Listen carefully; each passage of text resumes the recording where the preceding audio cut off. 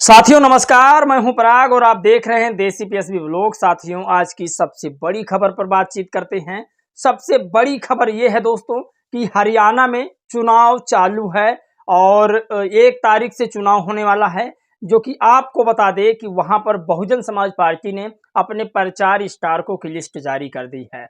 कौन कौन से हैं और सबसे नंबर 1 पर कौन प्रचार स्टारक है और बहुजन समाज पार्टी की मुखिया मायावती जी कितना प्रचार करेंगी, कितनी रैलियां करेंगी, आपको वो भी जानना बहुत जरूरी है। आज की सबसे बड़ी खबर पर बातचीत करेंगे। तमाम खबरें हैं जिसको लेकर के लगातार वायरल की जा रही है और टीवी अखबार उसे नहीं दिखा रहा है। खबर बहुजन समाज पार्टी की है, शायद इसीलिए हो सकता है। और खबर एक और चौंकाने वाली आई है। भीम आर्मी के एक नेता हैं जो कहते हैं मेरी लड़ाई बसपा से नहीं है, बहुजन समाज पार्टी की लड़ाई अब हमसे नहीं है, वो रेस में नहीं है। मायावती जी का मैं विरोध नहीं कर सकता हूं। और मायावती जी का मैं विरोध क्यों करूं? जब लड़ाई में वो हमारे सामने नहीं है तो हम उनका विरोध क्यों करें? ये खबर है भीम आर्मी के एक नेता कृष्णा संजीव जाटव नाम से व्यक्ति हैं। वो लिखते हैं कि मैं बहुजन समाज पार्टी का कभी बुराई नहीं कर सकता हूं। बहुजन समाज पार्टी के तमाम कार्यकर्ता हैं जो भीम आर्मी चीफ चंद्रशेखर रावण से उलझे रहते हैं, लेकिन मैं कभी भी बहुजन समाज पार्टी के मुखिया बहन मायावती जी का बुराई नहीं करता हूं, क्योंकि वो एक अस्थाई नेता हैं, वो रुकी हुई नेता हैं। अब उनका कोई मुकाबला किसी से नहीं है।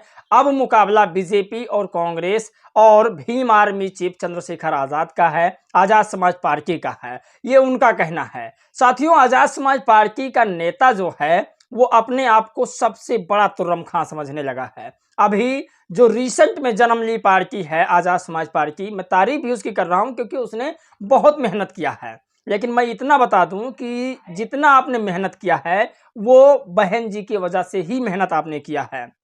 अगर बहन जी मानवर काशीराम साहब, बाबा साहब डॉक्टर भीमराव अम्बेडकर, फूले साहू, पेरियार और भगवान बुद्ध ना होते तो शायद आज ये सृष्टि नहीं चलती। सीरियल वाइज मैंने इसलिए बताया है ताकि आपको भी समझ में आए कि बहन जी आदर्श हैं, उनका सम्मान करना चाहिए, भले ही आपकी कोई पार्टी क्यों ना हो। लेकिन ये नहीं कहना चाहिए कि बसपा अब खत्म हो चुकी है। ये भीम आर्मी के एक नेता का कहना है कि बहुजन समाज पार्टी अब खत्म हो चुकी है। हरियाणा में बहुजन समाज पार्टी ने अपने प्रचार स्टारकों की लिस्ट जारी कर दी है। ये सबसे बड़ी खबर है, इसको आपको समझना होगा। लेकिन साथ में मैं आप सभी को बहुत बहुत धन्यवाद और बधाई देता हूं कि आप लोगों ने मुझे एक छोटे से गांव के रहने वाले व्यक्ति को इतने हाई कद पर पहुंचा दिया है। उसके लिए आप सभी का एक बार फिर से धन्यवाद। 40,000 सब्सक्राइबर पूरे होने पर आप सभी को बहुत बहुत धन्यवाद। और आप सभी की वजह से ये मुमकिन हो पाया है, अन्यथा हम एक छोटा सा जो है यूट्यूबर्स हैं, क्या ही कर पाते। बहुजन समाज पार्टी के लिए सबसे बड़ी खबर है।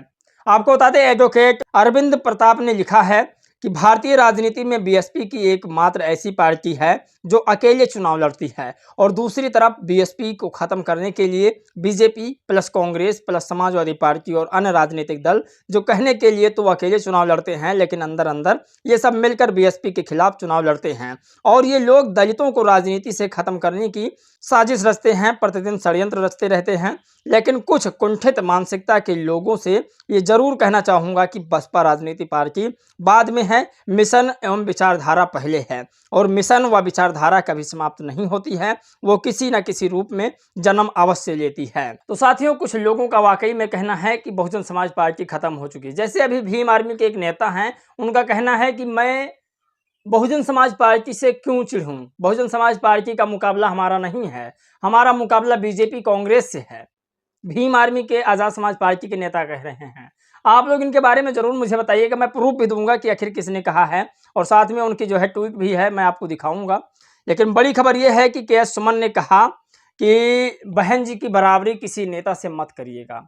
के.एस. सुमन कहते हैं कि बहुजन समाज पार्टी के मुखिया मायावती जी की बराबरी किसी भी नेता से मत कीजिएगा, क्योंकि बहुजन समाज पार्टी के मुखिया मायावती जी एक पार्टी की नेता नहीं, पूरे राष्ट्र की नेता हैं। तो ये सबसे बड़ी खबर है।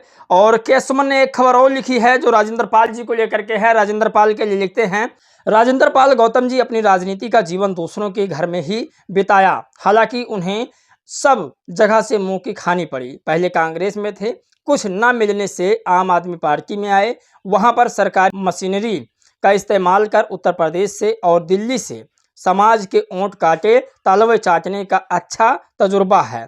तो राजेंद्र पाल को कहा गया है। खैर मेरा मानना यह है कि कोई भी कहीं से भी अपने आप को प्रमोट कर ले, हालांकि उसके अंदर बहुजन मिशनरी होना चाहिए, उसके अंदर बाबा साहब का अस्तित्व जिंदा होना चाहिए। खबर अब आपको बताते हैं नलवा विधानसभा से। नलवा विधानसभा में बहुजन समाज पार्टी का जलवा, ये बिल्कुल सच्चाई है। नलवा विधानसभा में बहुजन समाज पार्टी का जलवा, मैं क्यों कह रहा हूं समझिए। नलवा में हो चुका है तैयार, हरियाणा में आएगी इनेलो और बसपा की सरकार। BS4 हरियाणा ने लिखा इसे। विधानसभा नलवा में बसपा इनेलो गठबंधन के प्रत्याशी बसपा नेता श्रवण वर्मा जी ने दल बल के साथ अपना नामांकन पत्र जमा कराया। जीतेंगे नलवा, जीतेंगे हरियाणा। तो नलवा में भी बहुजन समाज पार्टी का काफी दबदबा है और वहां पर जो श्रवण वर्मा जी हैं वो पूरा दांव ठोक रहे हैं कि मैं यहां से चुनाव जीतूंगा। चुनाव जीत भी सकते हैं, इसमें कोई दो राय नहीं है। मेहनत करेंगे तो चुनाव अवश्य जीतेंगे। अब खबर आपको वो बताते हैं जो भीम आर्मी के नेता ने कहा है। कृष्णा संजीव जाटव लिखते हैं, मैं BSP के खिलाफ नहीं हूं, बल्कि BSP के उन समर्थकों के खिलाफ हूं जो अपने ही समाज के नेता चंद्रशेखर आजाद जी को गालियां देते हैं। मेरी लड़ाई BSP से नहीं है, मेरी लड़ाई BJP से है। BSP को हम अपना कंपटीटर नहीं मानते हैं, वो तो कब का रेस से बाहर हो चुकी हैं। सोचिए, बाहर हो चुकी हैं, लास्ट में चुकी शब्द यानी मायावती जी को ही कहा गया, चुका है। बहुजन समाज पार्टी कंपटीटर में नहीं है, आप ये मान सकते हैं चुकी है, मतलब मायावती जी को सीधा टारगेट किया गया है।